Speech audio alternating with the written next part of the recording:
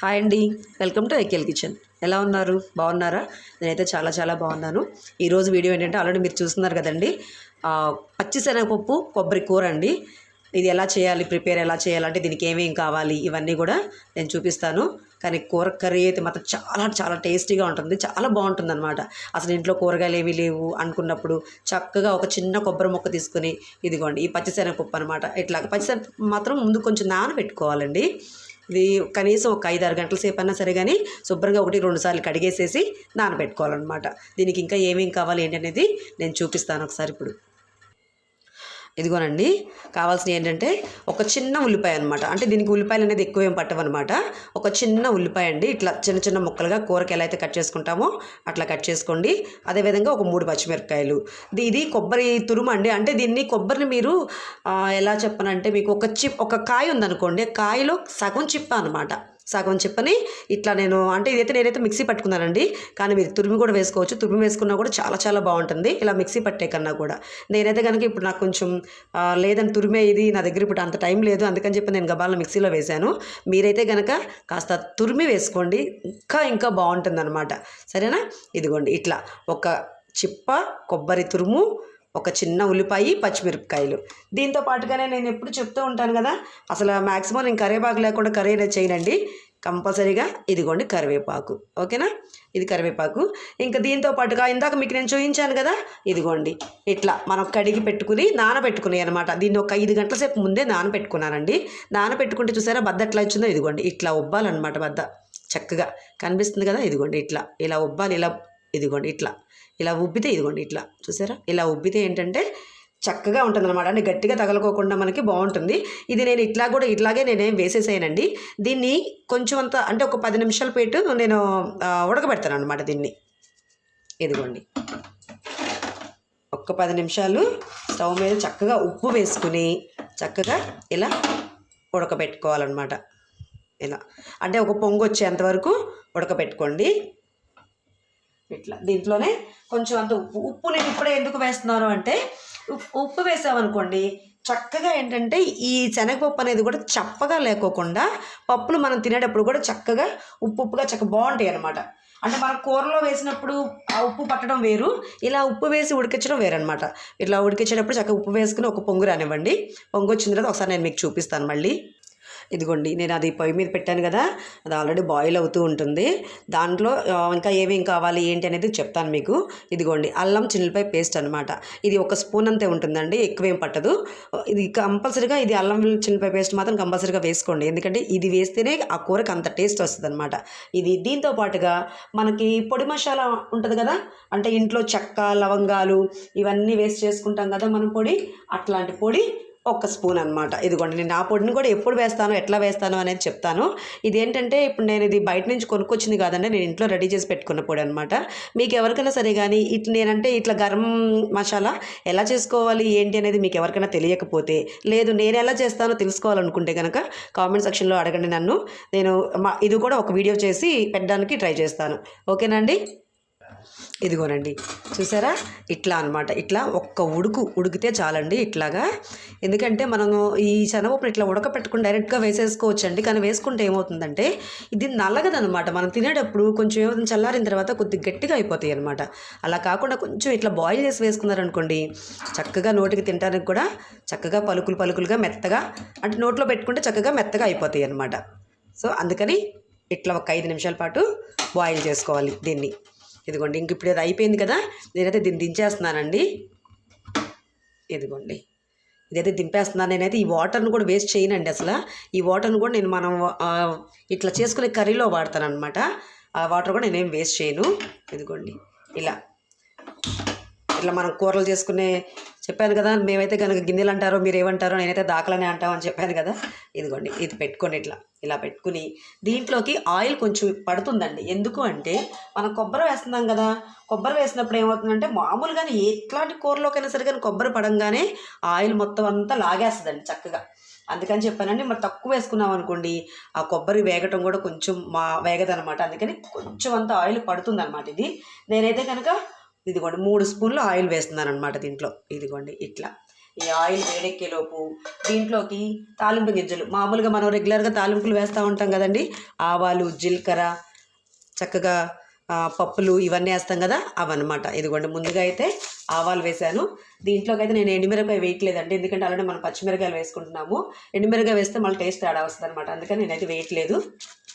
ఇదిగోండి ఆవాలు అలా కొంచెం అంత ఆవాలు వేగిన తర్వాత కొంచెం అంత శనగపప్పు, దాంట్లోనే కొంచెం అంత జీలకర్ర, కంపల్సరీగా జీలకర్ర మాత్రం ఫ్లేవర్ బాగుంటుందండి, జీలకర్ర వేసుకోవడానికి మాత్రం ట్రై చేయండి. ఇదిగోండి ఇలా పోపు దినుసులు వేసిన తర్వాత కొంచెం అంత వేగిన తర్వాత దీంట్లోకి మనం కట్ చేసి పెట్టుకున్న ఉల్లిపాయలు, పచ్చిమిరపకాయలు ముక్కలు ఉన్నాయి చూసారా, అవి వేసేసుకోవడం అనమాట. ఇదిగోండి చూసారా, ఇలా తాలింపు గింజలు ఇట్లా వేగిన తర్వాత ఇదిగోండి చూసారా, ఇట్లా మాడిపోకుండా చక్కగా ఇట్లా వేయించుకోవాలి. తాలింపు గింజలు మాడితే ఏమవుతుందంటే కూర రుచి అయిపోతుందండి. ఇదిగోండి కట్ చేసి పెట్టుకున్న ఉల్లిపాయలు, పచ్చిమిరపకాయలు ఇట్లా ఇదిగోండి ఉల్లిపాయలు, పచ్చిమిరపకాయలు వేసిన తర్వాత ఇవి కొంచెం అంత వేగాలండి. ఇది వేగిన తర్వాత ఏం వేస్తాను, ఎట్లా వేస్తాను అనేది చూడండి. ఇదిగోండి ఇట్లా చక్కగా ఇలా వేయించండి. ఈ వేయించేటప్పుడే మీకు తెలుసు కదా, కొంచెం అంత ఉప్పు వేస్తాను. ఉప్పు ఏంటంటే ఆల్రెడీ మనం శనగపప్పులు ఉప్పు వేసుకున్నామండి, దీంట్లోకి మాత్రం కూరలోకి కొంచెం చూసుకొని ఉప్పు వేసుకోండి, ఎందుకంటే దాంట్లో ఆల్రెడీ ఉప్పు ఉంది కాబట్టి. ఇదిగోండి ఈ ఉల్లిపాయలు కూడా తొందరగా మగ్గుతాయి, ప్లస్ కూర కూడా ముందుగానే మంచి స్మెల్ అది కూడా బాగా వస్తుందన్నమాట, కొంచెం ఉప్పు అది తగిలిస్తే. ఇదిగోండి ఇలా కాసేపు మగ్గనిస్తానండి. చక్కగా దీన్ని మూత పెట్టేసుకుని ఒక 2 నిమిషాల పాటు మగ్గనిద్దాం. ఇదిగోనండి ఉల్లిపాయలు వేసి 1 నిమిషం అయింది, ఒకసారి తీసి చూపిస్తాను. ఇదిగోండి చక్కగా వేగిపోయినాయి చూసారా, ఇలా వేగితే చాలండి. ఇప్పుడు ఈ టైంలోనే దీంట్లోకి కొంచెం అంతా మనం ఇందాక నేను చెప్పాను కదా, 1 స్పూన్ అల్లం పేస్ట్ వేసుకుంటున్నానని చెప్పానని, ఇదిగోండి ఆ అల్లం పేస్ట్ అనమాట. ఇప్పుడు అల్లం పేస్ట్ వేసేస్తాను. ఇది కూడా ఏంటంటే కొంచెం అంతా వేగాలన్నమాట. ఇది ఆల్రెడీ మనం పచ్చివాసన పోయేంత వరకు వేయించుకోవాలి ఇట్లా, ఎందుకంటే పచ్చివాసన పోయిందని మనకు ఎలా తెలుస్తుంది అంటే కనుక మంచి స్మెల్ వస్తుందండి. అల్లం చిల్లిపాయ పేస్ట్ది మంచి వేగిన తర్వాత మసాలా స్మెల్, మంచి స్మెల్ వస్తుంది అనమాట. ఆ స్మెల్ వచ్చింది అంటే కనుక అయిపోయినట్టే. ఓకేనా, ఇదిగోండి అల్లం పేస్ట్ వేసిన తర్వాత ఇలా అల్లం పేస్ట్ వేసాక మాత్రం దయచేసి పక్కకి వెళ్ళిపోవద్దండి. ఇట్లాగా కొంచెం అంటే అల్లం పేస్ట్ వేసిన తర్వాత ఖచ్చితంగా అడుగడుతుంది, అందుకని కొంచెం ఇట్లాగా తిప్పుతూ ఉండండి, కలుపుతూ ఉంటే కనుక అడుగు పట్టకుండా ఉంటుంది. ఓకేనా, ఇదిగోండి అది వేగిపోయింది కదా, వేగిపోయిన తర్వాత ఇప్పుడు శనగపప్పు అండి. దీనిలో వాటర్ ఏం చేశాను అనుకున్నారు, తీసి పక్కన పెట్టి. ఇందాక మీకు చెప్పాను కదా, నేను ఈ వాటర్ కూడా నేను అస్సలు వేస్ట్ చేయనండి, నేను ఈ కూరలోని చక్కగా వేసేస్తానని చెప్పానని. ఆల్రెడీ మనకి ఈ కర్రీలోకి కొంచెం వాటర్ కావాలి కాబట్టి ఆ శనగపప్పు ఉడకబెట్టిన వాటర్ పోసుకుంటే ఇంకా మరింత టేస్ట్ వస్తుంది అనమాట, నార్మల్ వాటర్ పోసే కన్నా కూడా. ఇదిగోండి ఇలా ఒక్కసారి ఈ అల్లం పేస్టు ఇవంతా కూడా ఈ శనగపప్పుకి, మనం వేసిన శనగపప్పుకి కలిసిపోయేలాగా ఇట్లా కలుపుకోండి. ఇదిగోండి శనగపప్పు వేసిన తర్వాత 1 నిమిషం అయ్యింది కదా, ఇప్పుడు దీంట్లోనే కొబ్బరి తురుము అనమాట. ఇందాక నేను చెప్పాను కదా, ఒక హాఫ్ చిప్ప అంటే ఒక అరచిప్ప, ఒక కాయలో ఒక అరచిప్పని నేనైతే మిక్సీ పట్టుకున్నాను. మీరైతే తురుము కూడా వేసుకోవచ్చు, ఎట్లా వేసుకున్నా సరే కానీ చాలా బాగుంటుంది కర్రీ అనేది. ఇదిగోండి ఇలా వేసిన తర్వాత 1 సెకండ్ పాటు ఈ కొబ్బరితో కూడా చక్కగా ఇట్లా మగ్గనివ్వండి. ఈ అల్లం పేస్టు, ఈ శనగపప్పు ఇవన్నీ కూడా ఈ కొబ్బరి కలిసిన తర్వాత 1 సెకండ్ ఇట్లా కలిపి ఇట్లా మగ్గనివ్వండి. ఇదిగోనండి చక్కగా కొబ్బరి కూడా చక్కగా మగ్గింది కదా, ఇప్పుడు దీంట్లో కొంచెం అంత పసుపు అండి. తర్వాత ఇంక మనం ఏమేమి వేసుకోవాలి, పసుపు వేసేసుకున్నాము, ఇంకా కారం వేసుకోవాలన్నమాట. ఇదిగోండి పసుపు వేసిన తర్వాత ఒకసారి కలిపేసేసి, ఇదిగోండి తర్వాత కారం అనమాట. కారం మాత్రం మీరు చూసి వేసుకోండి, మీరు ఎంత కారం అయితే తినగలరో అంత కారం వేసుకోండి. కాకపోతే నేను చెప్పేది ఏంటంటే దీంట్లో కొంచెం అంత కారం పడుతుంది, ఎందుకంటే మనం కొబ్బరి వేసాం కాబట్టి ఆల్రెడీ తీపి వస్తుందండి, అందుకే నేనైతే కనుక 2 స్పూన్లు వేసుకున్నాను, సరిపోతుంది ఇది.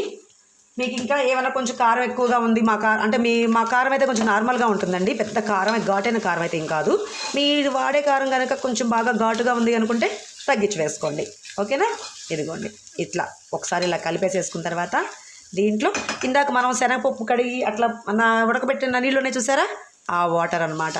ఇలా అది ఇంతేనండి, ఇంకా నేను దీంట్లో వేరే వాటర్ అనేది అసలు ఏమీ పోయినండి. ఇదిగోండి దీన్ని ఏం చేస్తానంటే ఇది కొంచెం అంత దగ్గరికి రావడానికి 1 5 నిమిషాలు టైం పడుతుంది. 1 5 నిమిషాలేనండి, ఎక్కువ టైం అయితే పట్టదు. కానీ తొందరగా అయిపోతుంది కానండి కర్రీ మాత్రం చాలా టేస్ట్గా ఉంటుంది. ఎంత టేస్ట్గా ఉంటుందంటే ఒట్టి రైస్లోకే కాదండి, మనం ఇది చపాతీలోకి కానీ పూరీలోకి అయితే అదరహం అనమాట, అంత బాగుంటుంది. ఈసారి మీరు ఎప్పుడైనా పూరీ అది చేసుకున్నప్పుడు నార్మల్గా ఇప్పుడు మనం బంగాళదుంపల కర్రీ అట్లా చేసుకుంటారు కదా, అలా కాకుండా ఈ కర్రీని కూడా ఒకసారి చేసుకుని చూడండి. చాలా అంటే చాలా అద్భుతంగా ఉంటుందన్నమాట. ఇదిగోండి ఇలా దగ్గరగా ఉడుకుతుంది చూసారా, ఆయిల్ అంతా పైకి వచ్చేసింది కదా. దీంట్లో ఇప్పుడు ఇందాక నేను చెప్పాను కదండి గరం మసాలా అనమాట, ఇది గరం మసాలా కొంచెం వేసుకుంది. తర్వాత ధనియాల పొడి అండి, అంటే ఇది పచ్చి ధనియాల పొడి నేను వేసేది. అంటే దీంట్లోకి ఏంటంటే పచ్చి ధనియాల పొడి అయితేనే చాలా బాగుంటుందండి, వేయించింది కాకుండా. ఇదిగోండి ధనియాల పొడి అంతేనండి. మనకి గరం మసాలా వచ్చేటప్పటికి ఒక 1/4 టీ స్పూన్ వేసుకున్నాను. ఇవి చక్కగా ఈ ధనియాల పొడి వచ్చేటప్పటికి ఒక 1/2 టీ స్పూన్ అనమాట వేసుకుని దీన్ని ఒక్క 2 నిమిషాలు ఇలా చక్కగా మూత పెట్టి మగ్గనివ్వండి. Curry ready. ఇదిగోనండి అన్నీ వేసిన తర్వాత ఒక 5 నిమిషాలు అయింది కదా, చూసారా. ఇదిగోండి పైకి చక్కగా ఆయిల్ అంతా పైకి వచ్చేసింది చూసారా, అంటే కర్రీ రెడీ అయిపోయినట్టేనండి. ఇదిగోండి చూసారా చక్కగా దగ్గరకు వచ్చేసింది, ఎక్కడ వాటర్ అనేది ఏమీ లేకుండా చక్కగా ఉడికిపోయింది అనమాట. ఇదిగోండి ఇట్లా ఇంతేనండి, ఇంకా కర్రీ అయితే రెడీ అయిపోయింది. ఎంత ఫాస్ట్గా అయిపోయిందో చూసారా, చాలా టక్క టక్క టక్క టక్క మన అయిపోతుంది అనమాట. కానీ టేస్ట్ మాత్రం చాలా చాలా బాగుంటుంది. ఒకసారి మీరు కూడా ఇట్లా ట్రై చేయండి. శనగపప్పు అనేది ఏ కూరలో కన్నా కానీ టేస్ట్ భలే ఉంటుందండి, ఎందుకంటే మనం మసాలా వేస్తాం కదా, చాలా రుచిగా ఉంటుందన్నమాట. శనగపప్పుతో ఏ కాంబినేషన్ అయినా చాలా పడుతుంది. ఇంకా దీని కొబ్బరి అయితే కనుక ఇంకా చాలా బాగుంటుంది అనమాట. అందుకని చెప్పానని నేనైతే కనుక ఇలా చేస్తానండి. కొబ్బరి శనగపప్పు మా ఇంట్లో అయితే చాలా బాగా ఇష్టంగా తింటారు, చాలా చాలా బాగుంటుంది. ఓన్లీ రైస్లోకే కాదు, ఇందాక చెప్పినట్టుగా చపాతీ పూరి దేనిలోకైనా బాగుంటుంది అనమాట. ఇదిగోండి ఇంకా కర్రీ అయిపోయింది, నేనైతే కనుక కర్రీ ఆపేసేసానండి, స్టవ్ ఆపేసేసాను. ఇదిగోండి చూసారా కమ్మటి పచ్చి శనగపప్పు కొబ్బరి కూర అనమాట. ఇది చాలా చాలా టేస్టీగా ఉంటుంది, ఒకసారి మీరు కూడా ట్రై చేయండి. ఇంకొకటి చూసారు కదా కొబ్బరి పచ్చిశనగపప్పు కూరని ఎంత ఈజీగా చేసేసానో, చాలా టేస్టీగా అద్భుతంగా ఉంటుంది, కమ్మగా ఉంటుంది అనమాట నోటికి, అంత బాగుంటుంది. ఇంత బాగుండే రెసిపీని మరి నేను ఒక్కదాన్నే చేసుకుని నా ఒక్కదానికి తెలిస్తే బాగుండదు కదండి, మీరు కూడా చేసుకోవాలని చెప్పని నేను ఈ వీడియో రూపంలో చూపిస్తున్నాను. ఓకేనా, మీకు కనుక నేను చేసే ఈ కొబ్బరి కూర అనేది మీకు కనుక నచ్చినట్టయితే, నేను చేసే విధానం కనుక మీకు నచ్చినట్టయితే లైక్ చేయండి, షేర్ చేయండి, సబ్స్క్రైబ్ చేసుకోండి. ఓకేనా, ఇంకొక కొత్త వీడియోతో మళ్ళీ మీ ముందుకు వస్తాను. బాయ్ అండి.